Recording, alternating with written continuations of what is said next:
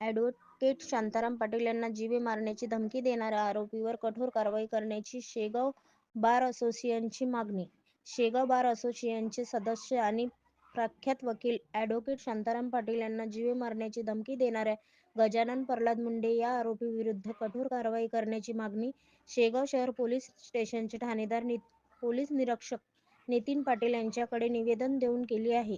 यावेळी शेगाव बार असोसिएशनचे वकील आणि स्थानिक वकील मोठ्या संख्येने उपस्थित होते.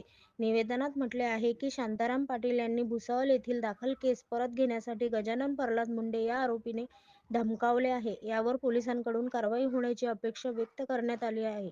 शेगाव बार असोसिएशनचे सदस्य अध्यक्ष ॲडव्होकेट शेळके, ॲडव्होकेट गणेश पिसे, सचिव ॲडव्होकेट निवृत्ती बोरसे, ॲडव्होकेट प्रकाश कलतारे, ॲडव्होकेट चोपडे, ॲडव्होकेट शेख आणि इतर महिला व पुरुष वकील मंडळी यावेळी उपस्थित होते. ॲडव्होकेट निवृत्ती आनंदा बोरसे, शेगाव बार असोसिएशनचा सचिव असून आमच्या शेगाव न्यायालयातील शेगाव वकील संघाचे सदस्य शांताराम पाटील यांना 15/12/2024 रोजी गजानन मुंडे या व्यक्तींनी शेगाव न्यायालयीन परिसरात येऊन जीवे मारायची धमकी दिली, तसेच त्यांच्या घरी सुद्धा जाऊन जीवे मारायची धमकी दिली.